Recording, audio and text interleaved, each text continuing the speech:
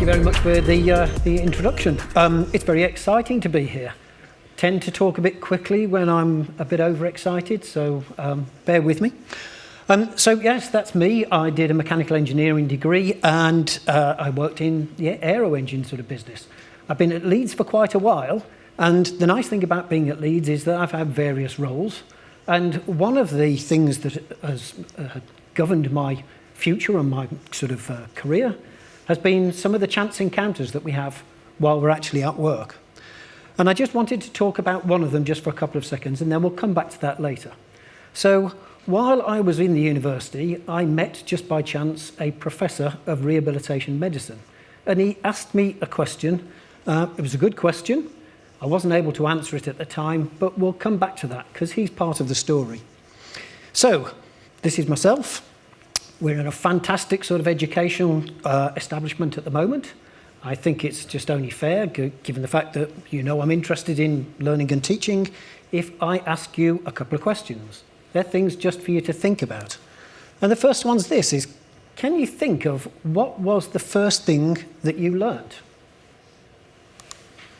Can you remember the first thing that you were taught? There's a video that I want you to watch. Perhaps not as shocking as some of the videos that you've seen today. But it was one that really surprised me. So watch this carefully and see what you think. This baby's asleep, quite deeply asleep.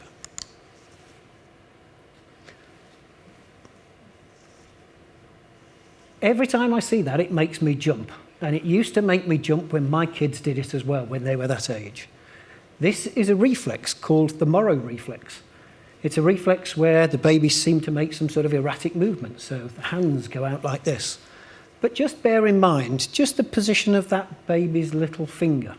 Just for the time being, keep that in mind and we'll go forward. So, what is it? Well, it's a reflex, and the interesting thing is babies start with this reflex when they're still in the womb. So at about 25 weeks, that's when we notice that this reflex starts to take place. And actually, it disappears when they get to the age of around about 3 to 6 months, something like that.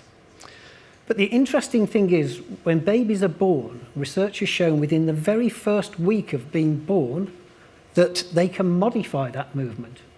So they're already thinking about, they're already doing things. Their central nervous system is adapting, and they're learning how to control what they're doing.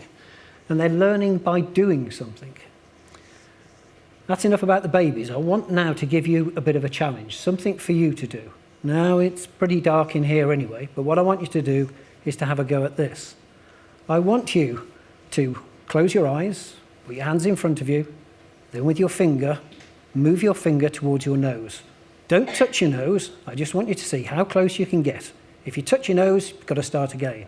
So with your eyes closed, move as close as you can. You can have a look to see how close you are. Open your eyes.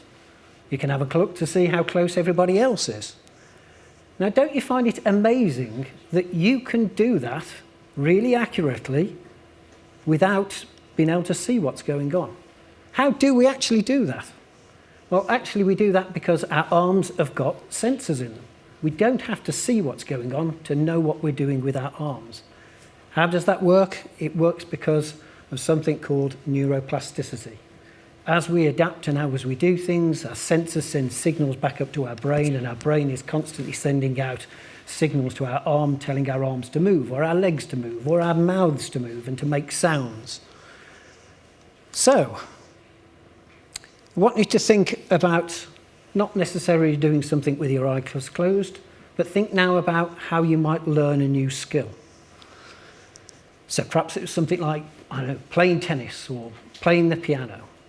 Now, you wouldn't expect to be able to sit in a classroom and read a book or watch a video on YouTube or anything like that and then suddenly be able to do it. We all know that for some skills, we have to do it. We have to learn by doing things. And it's that mechanism of reinforcing those pathways within our brains that take us from being able to do something reasonably well to being expert at it. So when we're looking at how we learn things, and this is something that I'm particularly interested in as a result of being a teacher, Sometimes in psychology, they give you a new task to do. They'll say something like, have a go at sort of tapping your head and rubbing your tummy and see how long it takes you to learn that as a skill.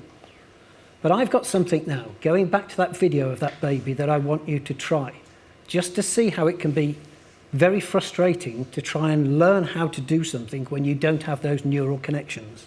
So I think most people are used to doing a scissor movement and moving their hands like that. And we all saw that baby do this.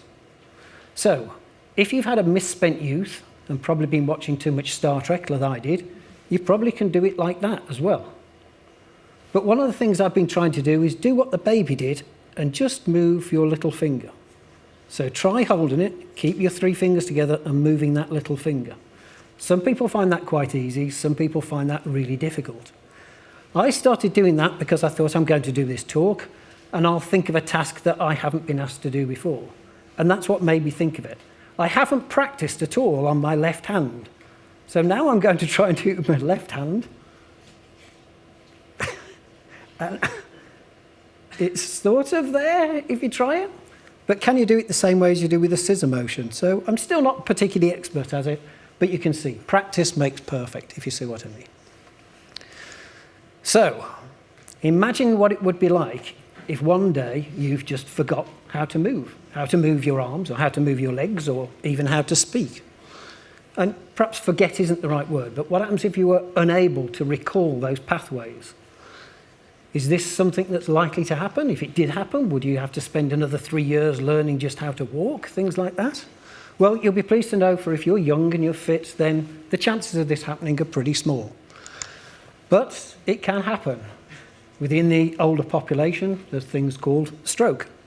And when people have a stroke, it's because there's a lack of oxygen that goes to part of the brain. And that part of the brain then gets damaged. You can see the statistics up there. It's quite a big problem, and it's a problem that's increasing as well. For young adults, brain injury that really leads to damage to the brain is usually caused more by trauma, things like motorbike accidents. But again, whenever you damage parts of your brain, sometimes that has knock-on effects in terms of whether you can move your arms and legs. So sometimes people report having difficulty moving their limbs, and they feel that the problem was in their limbs.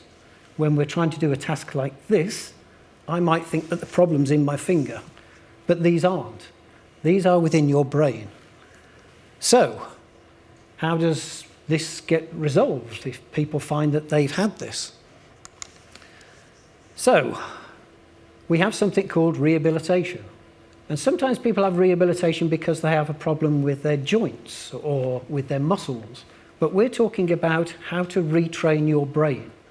So when your brain gets damaged, neuroplasticity means that you can relearn those skills. But remember the bit about the sensors. So while your brain is trying to control something, it's sending signals down to your arm, and then it's getting signals back from the sensors when you move. And that cycle of sending out signals and bringing the information back is called feedback control. And it's something that we can do without even thinking about it.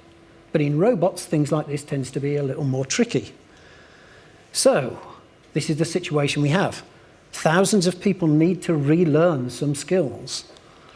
The neuro-rehabilitation requires physiotherapists to do it. We tend to think about sending out a signal and wait for our arms to move, and when it doesn't happen, the physiotherapist can move it. So they're artificially sending those signals back to your brain as you're sending signals out, requiring you to move. And that form of trying to get that cycle going is what neuro-rehabilitation is about.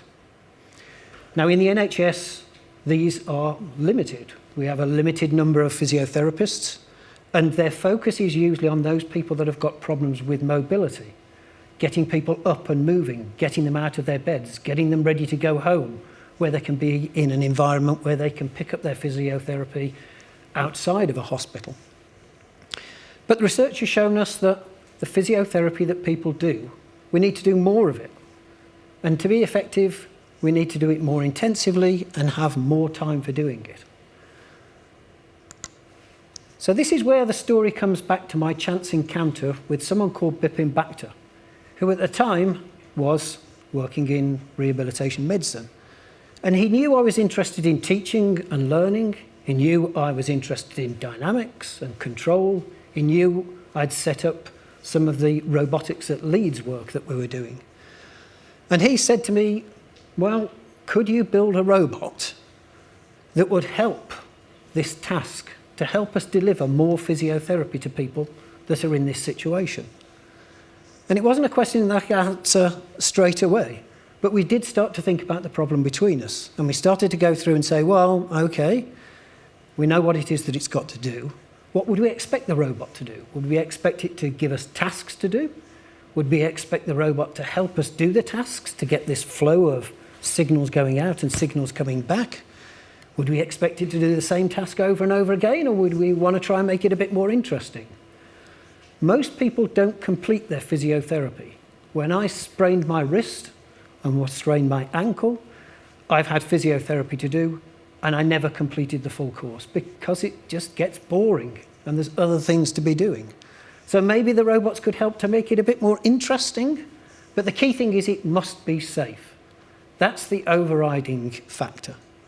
Now, this is the start of the design process. This is the start of an engineering design process where we start to look and say, okay, we've identified a need. There's definitely a need there. And now we're starting to identify a specification, a design specification. What do we want our robots to do? We also think about, well, hang on a minute. If robots can do this sort of stuff and we can get robots to work with people, why hasn't this been done before? At the time, and this was a long time ago when we had these initial conversations, there weren't quite so many humanoid robots that have been developed. We're at a very exciting time at the moment. There's new robotic systems coming online all of the time. So someone's asked this question, and this comes back to something called Moravec's paradox.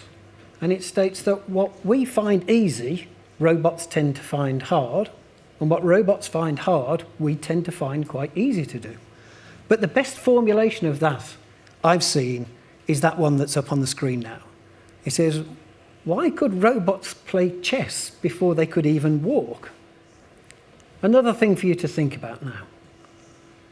If you were now at the position where you were going to build a robot that was going to do some physiotherapy, and let's say we're going to look at the upper limb, we're going to look at the arm. In your mind, what would the robot look like? What would the robot do? How would it interact with people that need physiotherapy? Would it look like that? Is that what you'd design? Or would it look like this? Something like this. Now, I don't know whether you've seen these particular films and the books in which they're based on as well. I guess if you designed a physiotherapy robot that looked like the T-80, the Terminator, or the T-800, sorry, then I guess we'd be pretty sure that people would do their physiotherapy, that's for sure. Maybe it might look like this, a slightly more friendly version of a humanoid robot. This is Asimo. This is a robot built by Honda. And now I'm going to show my age. So, this is me, 2009. There's me in the middle. Not the robot, of course. That's me standing at the back there. On the left-hand side, then, that is someone called Pete Culmer. He was one of my first PhD students, and his job was to come up with a control strategy of how this was going to work. And on the right-hand side is Andrew Jackson. Andrew Jackson was one of my first postdoctoral researchers who worked on the project with me. Now, Pete and Andy, they're important names in this story, and we'll come back to that in a few minutes. Well, we started off and we had meetings with people that have had stroke. Our students that you can see in the middle worked with physiotherapists and with clinicians, with carers for those people that had had a stroke. And we started to build up an idea of what was acceptable. We were going to need to hold on to people's arms as securely as we could. And what would they be happy with? You can imagine being strapped to a robot might put them in a position where they were feeling a little bit uncomfortable. So, these are the robots that we built. I'm going to show you two of them. This one is called IPAM. I told you that Pete and Andy were important names in this, and they are exactly that, because it's Pete and Andy's machine. That's what IPAM stood for in the first instance. So we built this, and you can see that actually from those pictures, it does have 2 robot arms, and the 2 robot arms connect to the arm of the patient. You can see 2 patients there that we've got. The person there on the left-hand side is actually one of our physiotherapists, or one of our consultants, and he was testing out the robot for us. And the person on the right-hand side was genuinely one of the patients who was part of our user group. So I want to show you one more robot. So this one then, called MyPam. It's called MyPam because unlike iPam, where the robot is big and complex and shared amongst many people that come into the hospital, we wanted to build robots that would be acceptable to children. So sometimes children are born with something called cerebral palsy, and they have trouble developing the motor skills to control their arms and legs. And so we wanted to build something that would help these people, help these children. And we wanted to build something that people could take home with them, or people could have in a hospital if it was appropriate, or they could have in their school. And you see there, my 2 kids. They were just at the right age for the group that we were trying to build it with, and they were really super excited to come in and work with us on this as well. So we've built robots that go into hospitals for people with stroke. We built robots for kids with CP to be able to put them into their homes and into schools. And we built some robots now that are adult versions of those the original children's MyPam robot systems. So some final questions then. As we think towards the future, things like AI. We taught the robots how to move by showing the robot and programming in typical movements of a human arm. Do we really need to teach them that at all? We talked about this idea of learning by doing. Could we just give the robots and let them out there and see if they could work it out for themselves? So making mistakes, getting things wrong is a good thing for your learning. But it's not the kind of thing that you'd want in a robot that's connected to your arm, is it?